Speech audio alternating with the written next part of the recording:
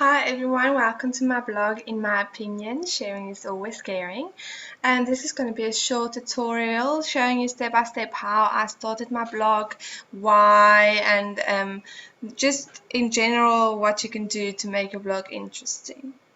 I started this digital literacy course at the university and they asked us to start a blog and make a tutorial for you guys to actually learn from our mistakes and our struggles through starting a blog and getting a feeling of why one should start a blog, etc.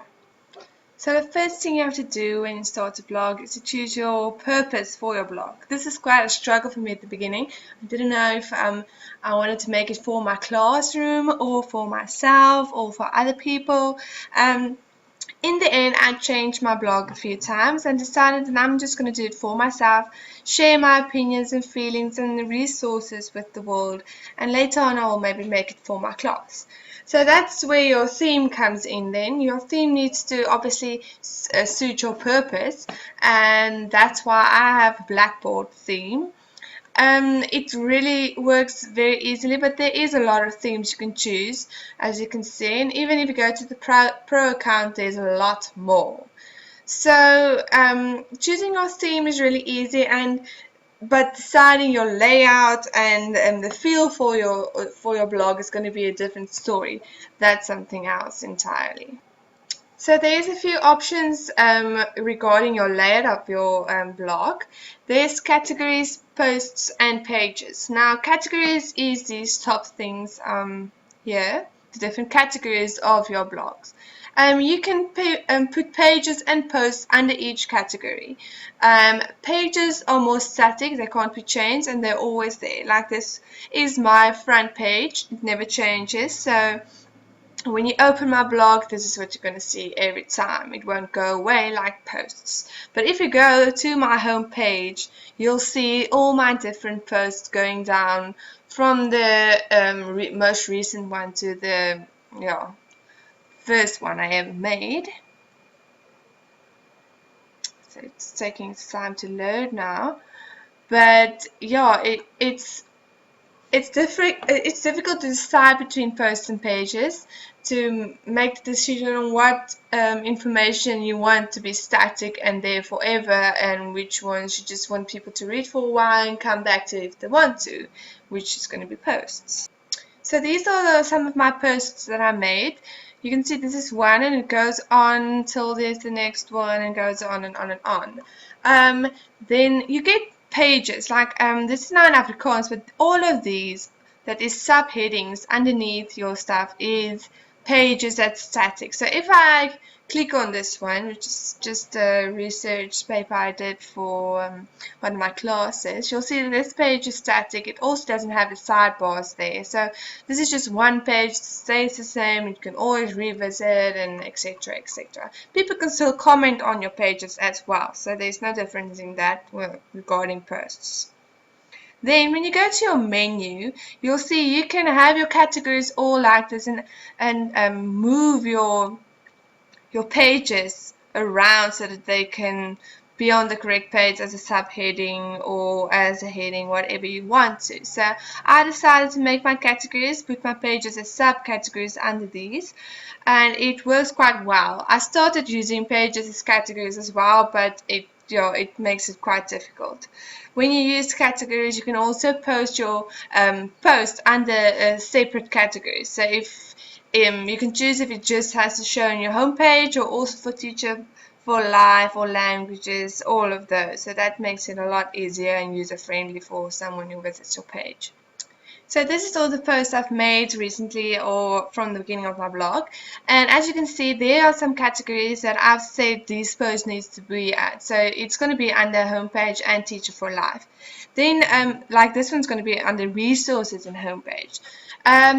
What's also important is to have tags for each post, and you can decide which tag could be anything, but it's nice to have like use one tag for more than one post. So if they click on sharing, they'll go to more than one post will come up, like sharing as 2 under it and stuff. And then on your blog, it will show like a whole cloud of stuff, which you can just press and then it will go to that a specific post that relates to that tag, which is really nice and convenient.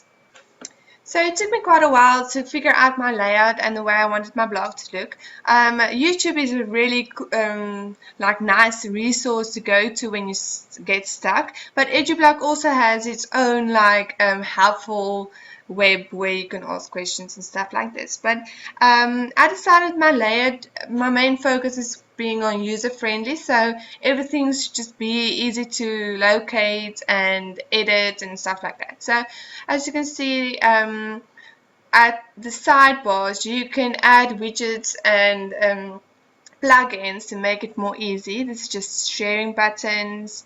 You can subscribe by email, and then every time I have a new post you can get an email, so you're up to date. You have your tags here, which is easy to just go to a certain post that's related to your question or interest. Then you can also go to the most recent, I think there's 5 most recent posts, which is very nice if you just don't want to go through the whole blog. Then it's just a normal calendar and see when I did what. Then there's also amazing apps and blogs that inspire and links and stuff that you can add, which is very easy when you go to your dashboard. You just go to links and just add some links, and same with all the others.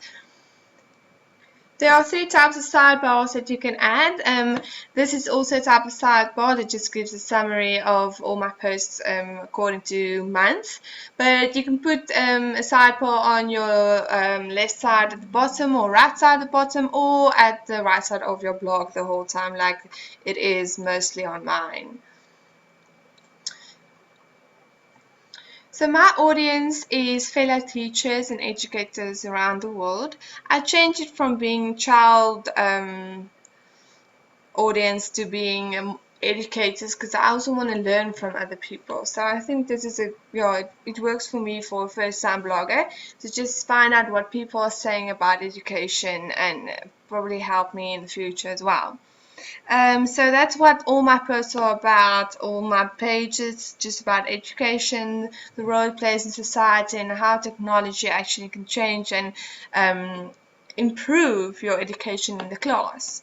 It was quite difficult for me to decide which articles and information to use. And I did a lot of research on the internet. I found very interesting blogs and other websites that I could relate to, and that's where I found most of my information and articles. And so it's really important that you just make sure that you reference your information. Just don't take it as your own. Just give the people the acknowledgement they deserve when using stuff.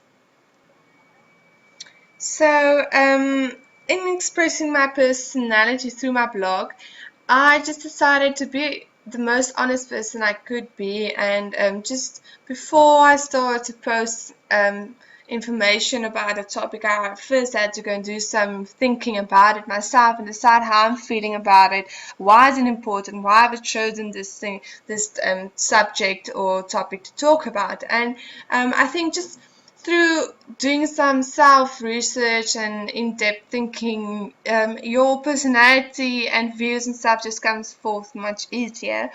And I believe that all my posts are really personal, and I found out I could express myself more easily as I did more posts. Like, my personality and my writing style started to improve as I did more posts.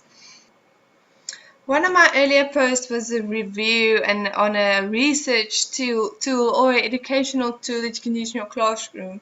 And I choose Erasma because this is an amazing app you can use in your classroom. What it does basically is it takes a picture and adds an embedded video that you can make, or take one that's already made onto this picture. You just embed it onto the picture, and then you download this app, and when your tablet or your phone sees this picture, the video automatically plays. So I did a whole review on it. Why should you use it? There's some videos, how do you create an order, and there's also a YouTube video that can help you step by step. And then how do you actually use it in your classroom with phones and tablets and stuff. So yeah, you can go have a read. It's under resources on my blog. And I decided on Erasmus because it's really an interesting, new, technologically advanced tool that is creative, innovative, and children would have a lot of fun if you use this in your classroom.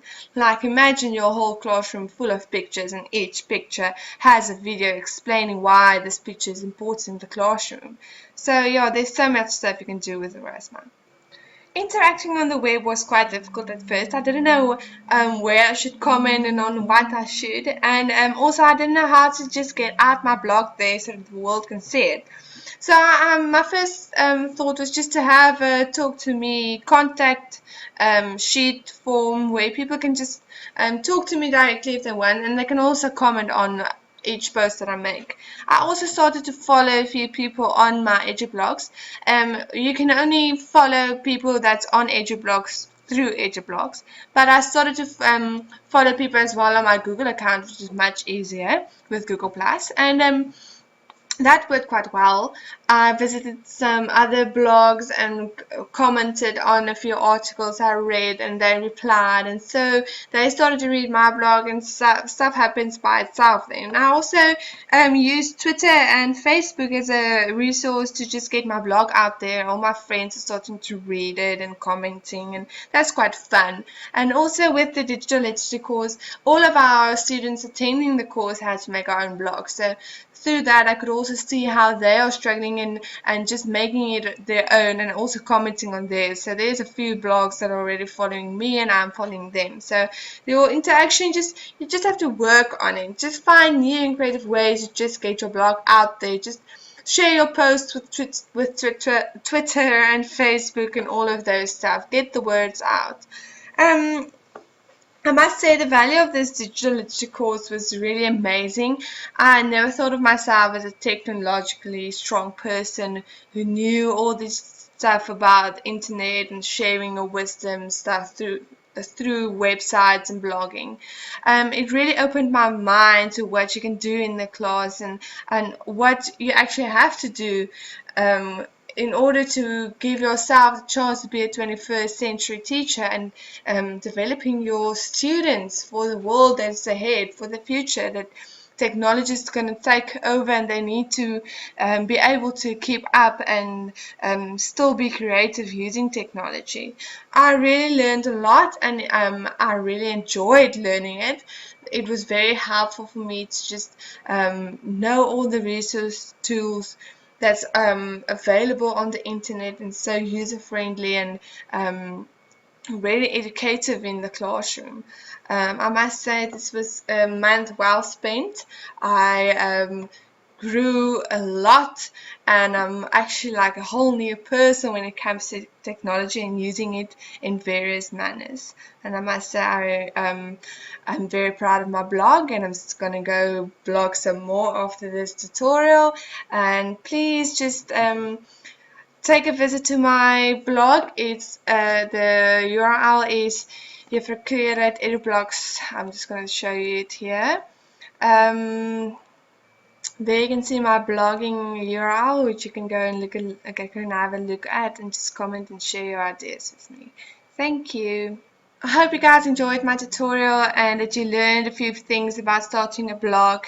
The main focus of your blog is just the biggest struggle, deciding why you want to blog and what the purpose is going to be. But I hope you guys are interested in blogging now and don't feel threatened by it. So start blogging and sharing your wisdom with others.